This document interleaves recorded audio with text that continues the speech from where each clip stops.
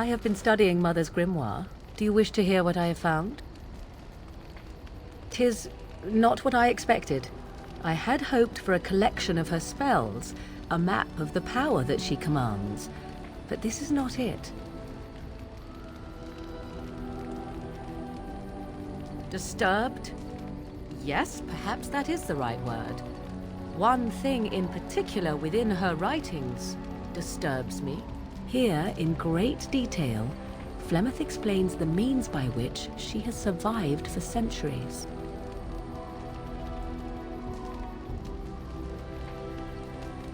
Oh, if only 'twere so. Flemeth has raised many daughters over her long lifetime. There are stories of these many witches of the wilds throughout chastened legend, yet I have never seen a one, and always wondered why not. And now I know. They are all Flemeth. When her body becomes old and wizened, she raises a daughter, and when the time is right, she takes her daughter's body for her own.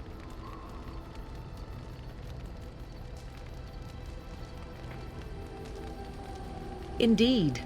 That is primarily what this tome details, the various daughters that Flemeth has acquired, their preparation and training. I recognize all of it. I am to be her next host. This is my purpose.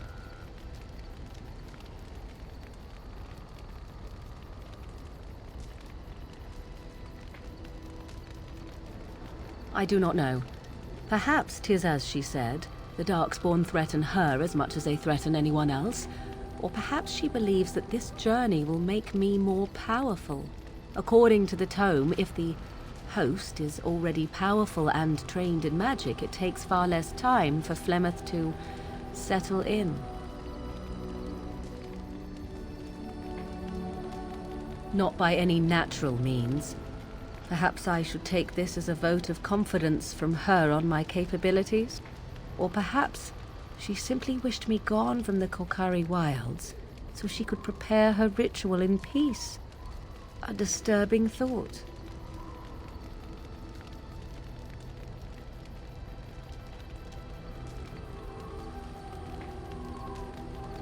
There is only one possible response to this. Flemeth needs to die.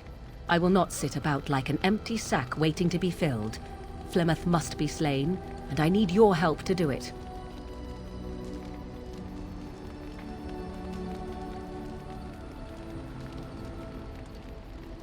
It may seem so.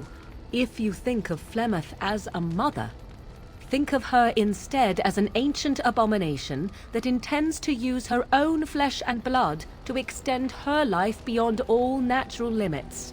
She did not wish anyone to get a hold of this information, least of all me.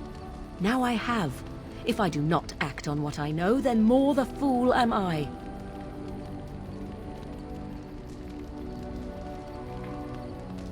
Because if she is slain while I am near, I am not certain that she will not simply be able to take possession of me right there.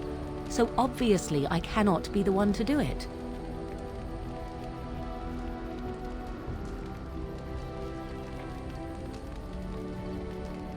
Then what needs to be done is for you to go back to Flemeth's hut in the Korcari wilds without me. Confront her and slay her quickly. I doubt she will truly be dead even then, but it will take her years to find a new host and recover her power, if that is even possible. The thing I must have is her true grimoire. With it, I can defend against her power in the future. Everything else in her hut is yours.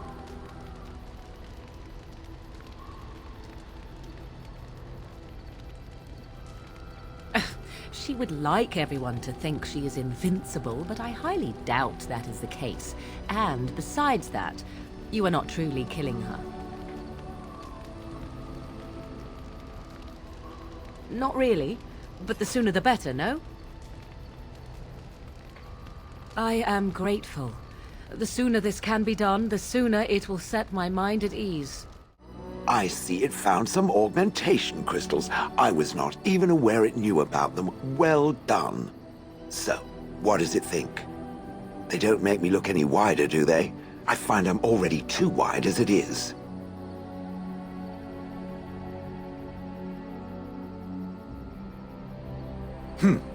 I think it takes for granted that it gets to wear clothing and other sorts of colorful things. I think these are lovely. I think it should find some more as soon as possible. I want to glitter from ear to ear, so to speak.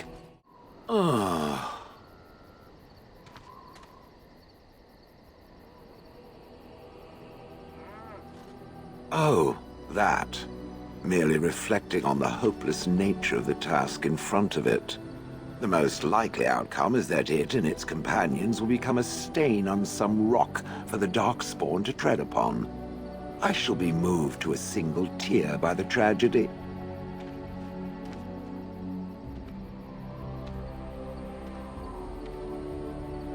It's true. One single tear, and then it's off to the north, I think.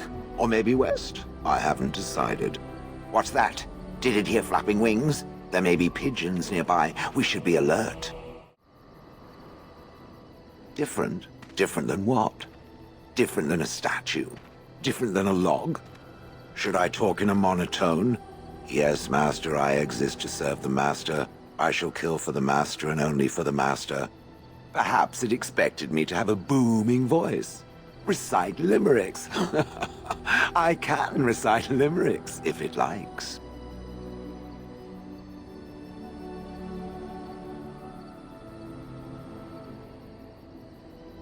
Mostly they involve slaughtering pigeons in creative and invasive manners. I have never met another golem. I have no idea what one might be like, or why I wouldn't be like them. Why? Has it met other golems? Did they not sound as I do?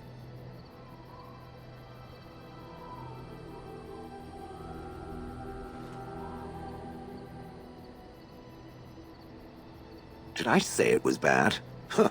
It thinks I hang on its every word, waiting for approval. I don't know what other golems might be like, but I am already superior by virtue of my free will. This is a good thing.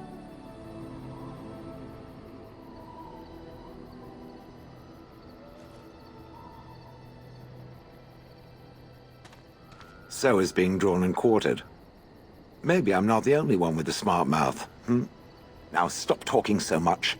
The wagging of its moist little tongue is distracting. It doesn't have better things to do.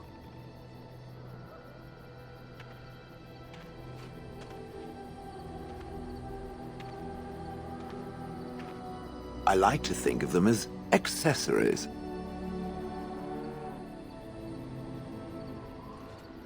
I suspect that it is an art that was practiced when golems were more, commonplace. My former master collected whatever lore he could find on the subject. He searched far and wide to collect what crystals he could and then added them. It is not an unpleasant sensation.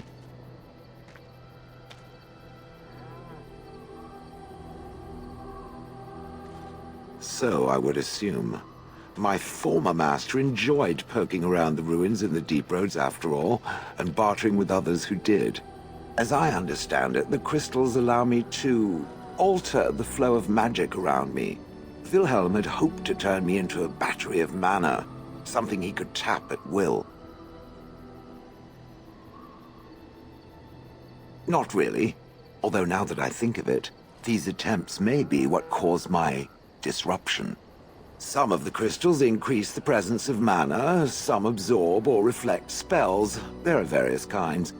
All I can promise is that should it ever find one of these crystals, I can likely tell it the function and what it would do if added to me.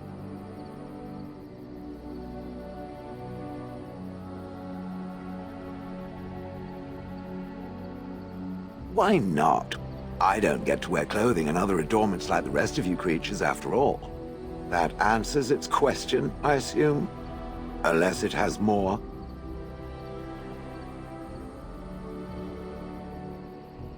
Oh yes, that I remember quite well. My former master, the Mage Wilhelm, he brought me. As I recall, he had acquired some position with whatever lord ruled the land. I, being little more than a glorified possession at the time, was brought along. Oh, how he enjoyed impressing the villagers with me. Golems snarl at that villager there, be fearsome. And of course, I would have to do it.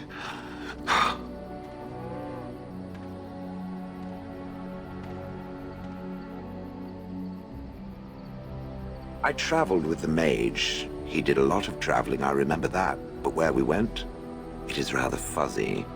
I remember great battles, fighting many humans long ago.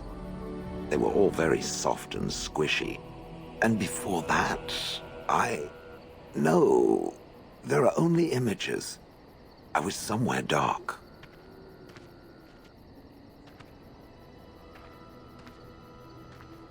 I have no idea.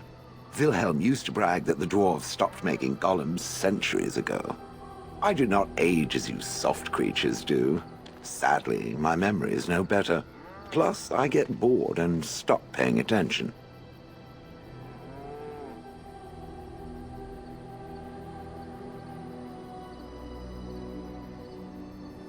That is where Wilhelm kept me.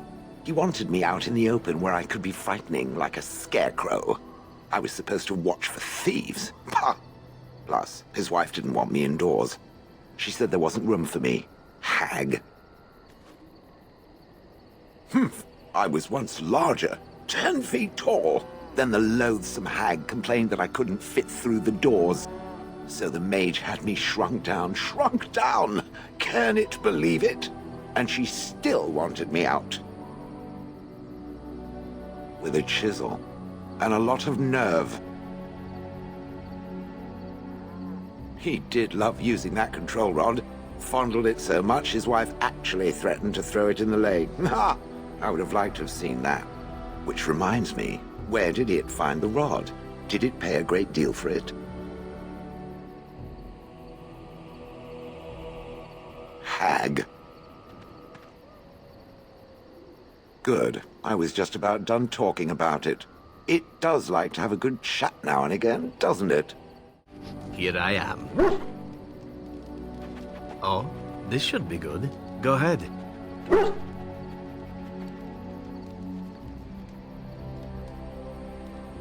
Oh, you wish to know about Antiva, do you? The only way to truly appreciate it would be to go there. It is a warm place, not cold and harsh like this Ferelden.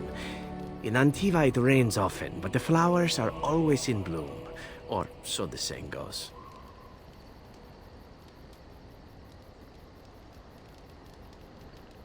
Every land has its assassins. Some are simply more open about their business than others.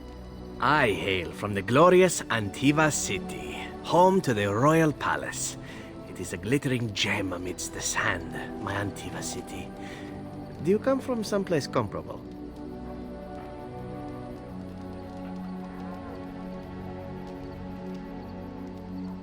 No? That is too bad. If you were, then surely you would spend as much time boasting about it as I do. You know what is most odd? We speak of my homeland, and for all its wine and its dark-haired beauties and the lilo flutes of the minstrels, I miss the leather the most.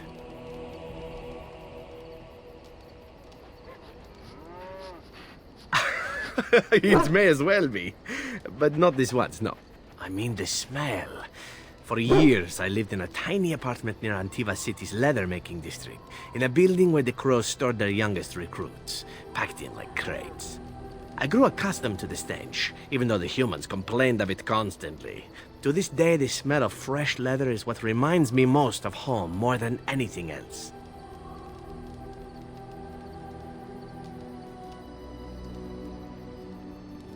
Oh, not so long, I know. It is my first time away from Antiva, however, and the thought of never returning makes me think of it constantly.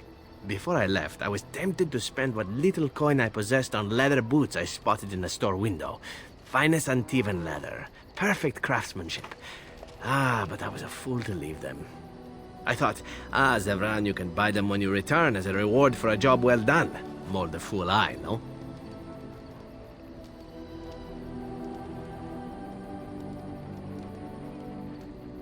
True, and it's a comforting thought. One simply never knows what is to come next. How could I have suspected I would end up defeated by a handsome Grey Warden? A man who then spares my life? I could not.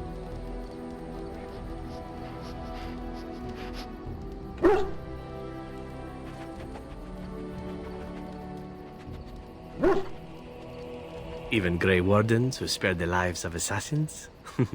Understood. Now, if it is all the same to you, I would prefer not to speak more of Antiva. It makes me wistful and hungry for a proper meal.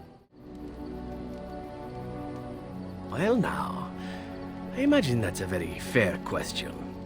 Being an assassin, after all, is a living, at least as far as such things go. I was simply never given the opportunity to choose another way. So, if that choice presents itself, why should I not seize upon it?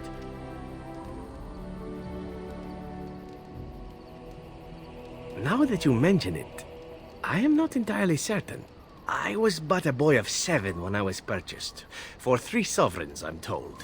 Which is a good price, considering I was all ribs and bone and didn't know the pommel of a dagger from the pointy end. The Crows buy all their assassins that way. Buy them young, raise them to know nothing else but murder. And if you do poorly in your training, you die. Of course. You compete against your fellow assassins, and those who survive are rightfully proud of it. In Antiva, being a crow gets you respect. It gets you wealth. It gets you women. And men. Or whatever it is you might fancy. But that does not mean doing what is expected of you always. And it means being expendable. It's a cage, if a gilded cage. Pretty, but confining.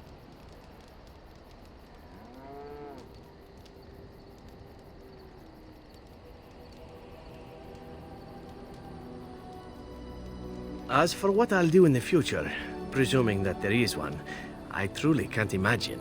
It might be interesting to go into business for myself, for a change. Far away from Antiva, of course. For now, naturally, I go where you go.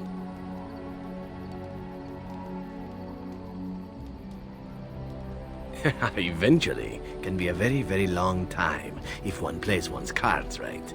Come now, enough chit-chat. Talking about the crows summons them, you know. Any Antivan fishwife could tell you so.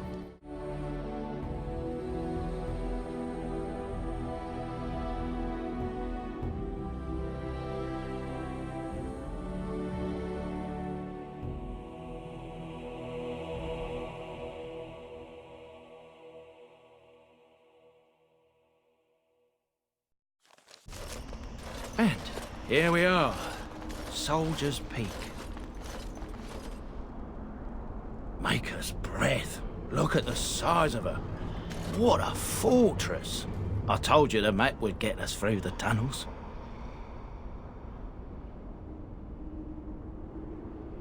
It's just teeming with history. Can't you feel it? So, I'll follow you about, from a distance. This place has the stench of death. I expect there's trouble up ahead. Soldier's Peak. Looks like it's seen better days. Better centuries, more like. Once the Wardens flourished, their ranks full, their caliber certain. Now they even accept people like you, Alistair. Hey!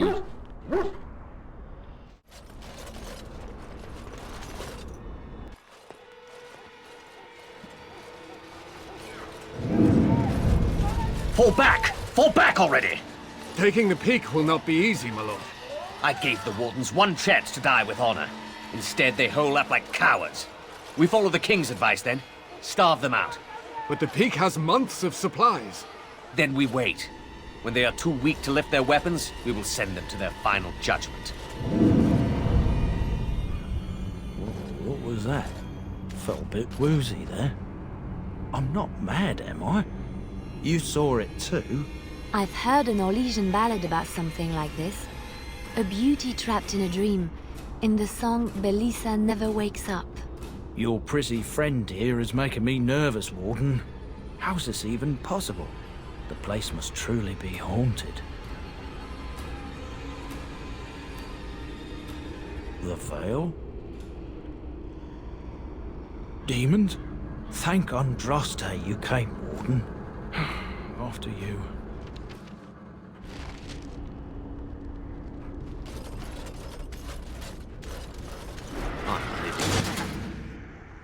Wretches.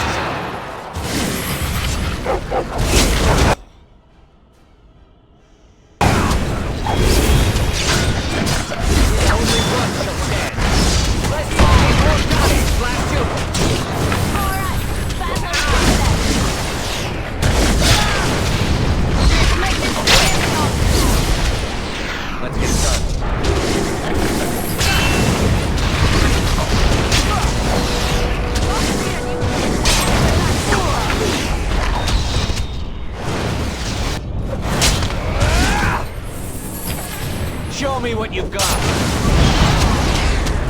Right.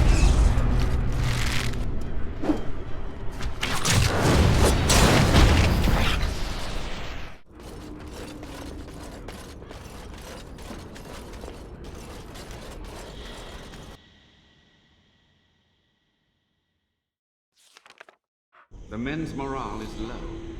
My spells are of no use in this matter, Commander. There is more to leading men than sorcery, Avernus. I will remind them that they're wardens. Men, I won't lie to you. The situation is grim. Our forces outnumbered, our bellies empty, and our hearts are sagging. But we are wardens! Darkspawn flee when they hear our horns. Archdemons die when they taste our blades.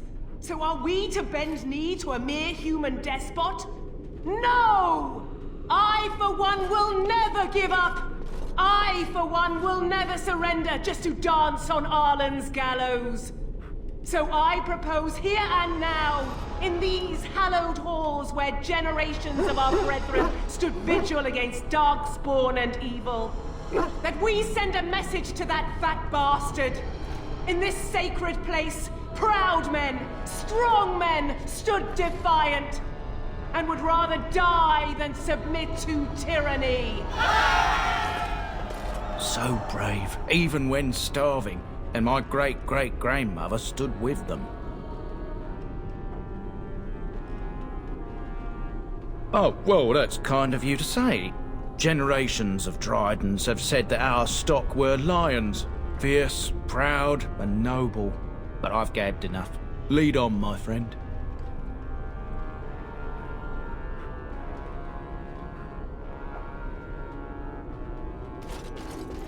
On.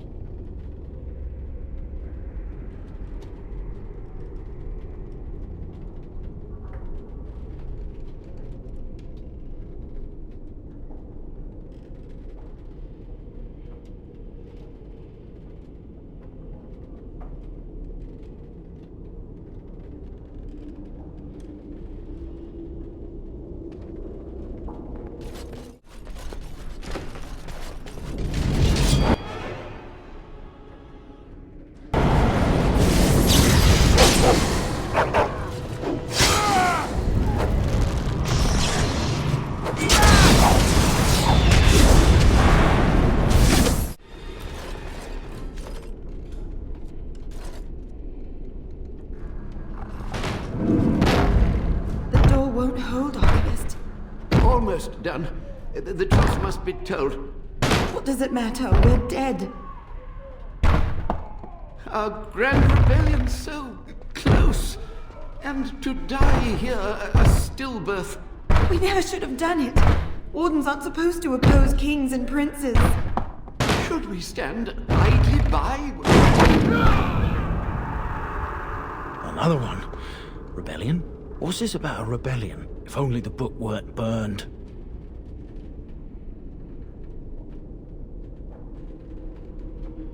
We can only hope.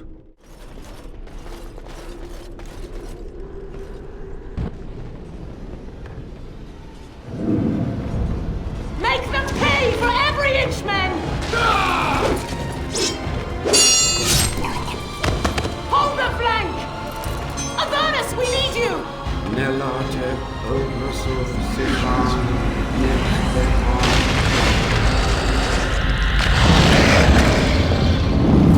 Andraste's blood? What? More Avernus! Whatever it takes!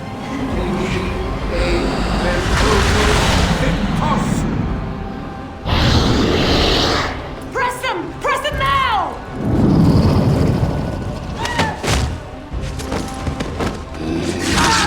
No! I command you, fight the king's men! So much death, suffering, and yes, blood.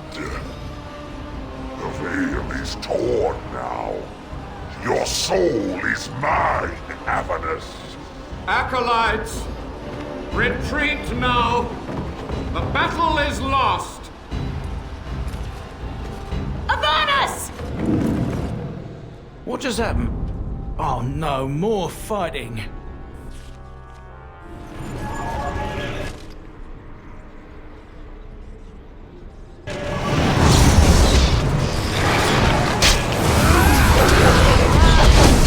You had it coming. Architect, ready for action.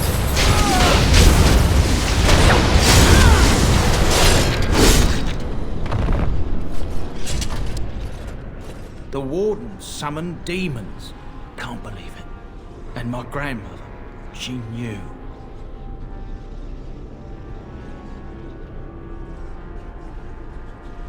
I believed that my family was better than that. But answers may lay up ahead. Step no further! Get this annoyance away from me! This one would speak with you.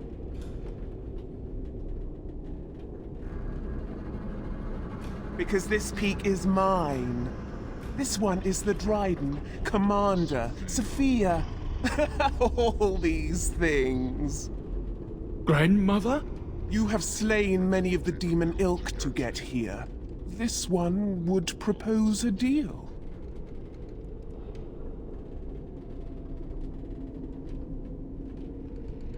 That, or she's really let herself go. My great-great-grandmother is dead. I don't know what that is. What is one woman child compared to your might? Strike me down if my terms offend. A fool this one would be to betray the Warden. This one has tasted her memories, seen her thoughts and hidden places. But she is food for this one. No more, no less. You can't be serious. There's nothing left of Commander Dryden. She's possessed. Your fledgling should mind its place. Meek, subservient, quiet. This one will answer your question. The soldier's peak traps me. This one sees so many tantalizing places in the Dryden's memories. This one would see the world herself. For me to be free, into the old mage tower you go and destroy. In return, this one seals the veil. No more demons, no more enemies. Your peak would be safe. Just let this one go into the world.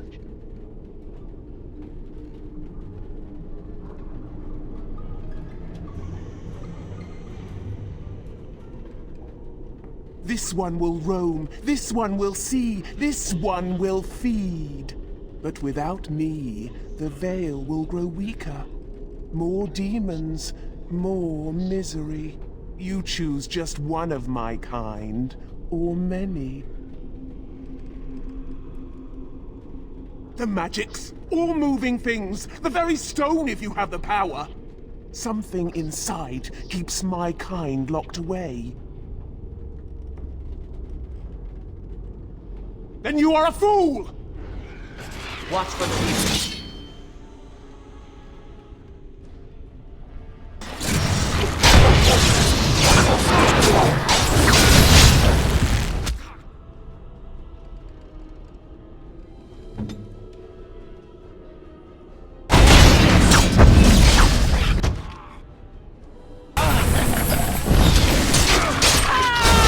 On your guard!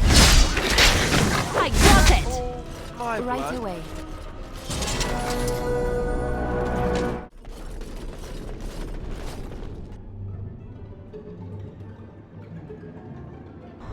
Like battle.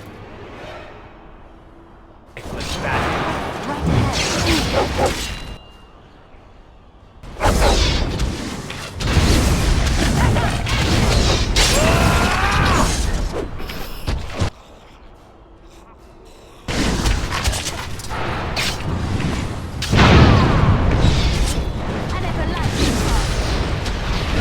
ahead. Right.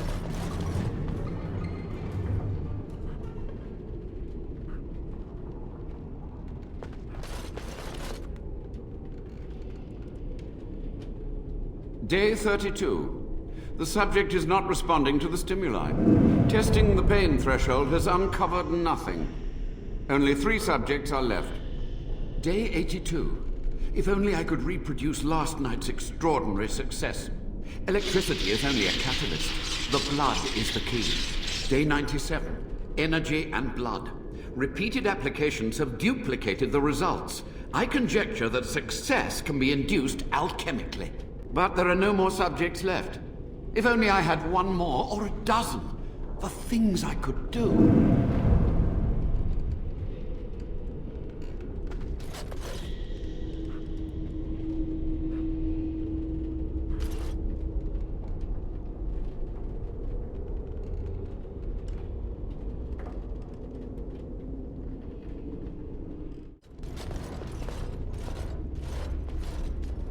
I hear you.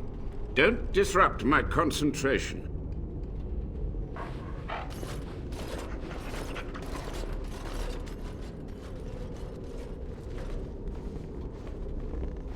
Even now, the demons seek to replenish their numbers. Are you to thank for this welcomed but temporary imbalance? Only just. I have only a short time left. Careful. This man has dabbled in matters forbidden by the Maker. He may look frail, but don't trust him. So the Maker told you that, did he? Short-sighted men have forbidden my research, not any god. Enough. Why are you here? What is your intent?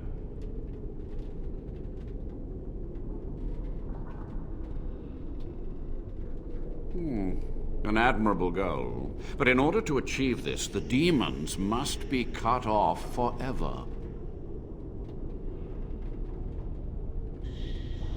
To what questions, I wonder? Ask. The Chantry foolishly forbids blood magic, but there are so many secrets to uncover. As my body decayed, I found ways to extend it. But that can only go so far.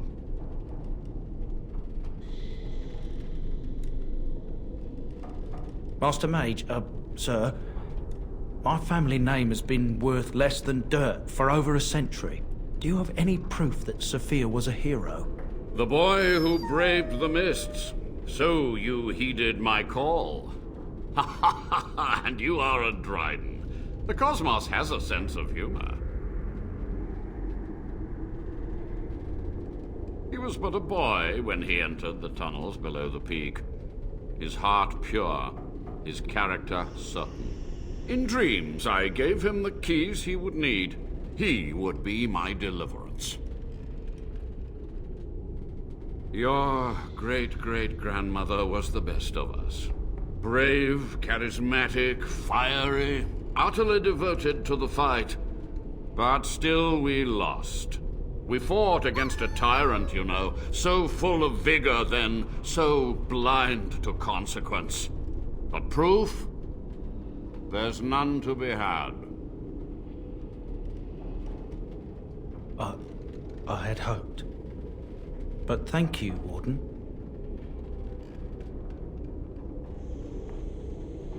To stop the demonic tide, to correct the miscalculations of the past. Blood magic comes from demons. They could counter every bit of law I knew. But the darkspawn taint, that is alien to them. And it has power. The Wardens use it merely to sense darkspawn, a triviality.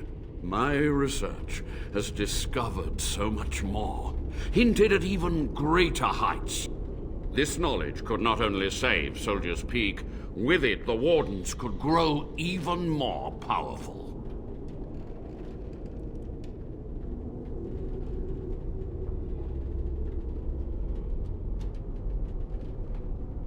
You've already read my research, but in time, with the proper materials, I could learn so much more.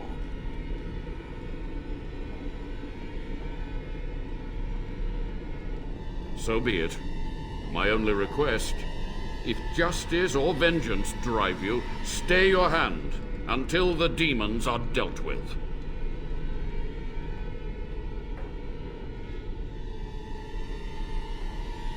That will do for now. We must go to the Great Hall.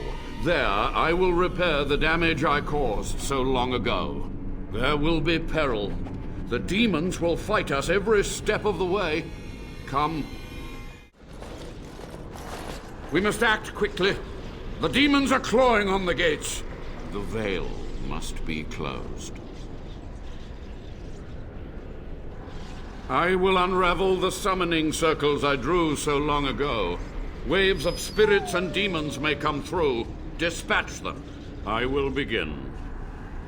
First, I must summon the magical energies. I feel them. They're coming. Wipe them out! You will not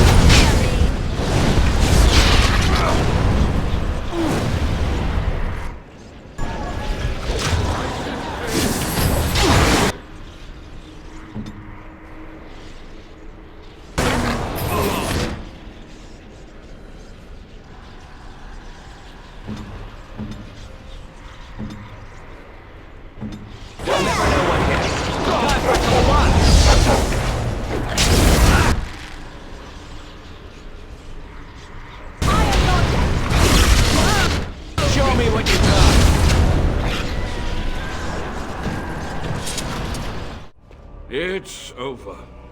The veil is strong now. Stronger, at least. So what of me? Will you leave me to experiment in peace?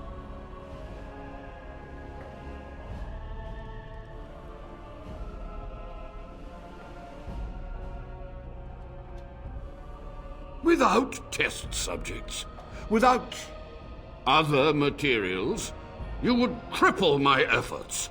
But I will do what I can in this endeavor. I have little hope of discovering anything useful. But if I do, you will hear of it. You've done it, Warden. Soldier's Peak is safe again. That old geezer of Avernus deserves the gallows if you ask me, but people will do queer things to survive. But if he does the proper research, without the sacrifices and blood magic and all, maybe he'll turn up something good. But there was no proof to redeem my family.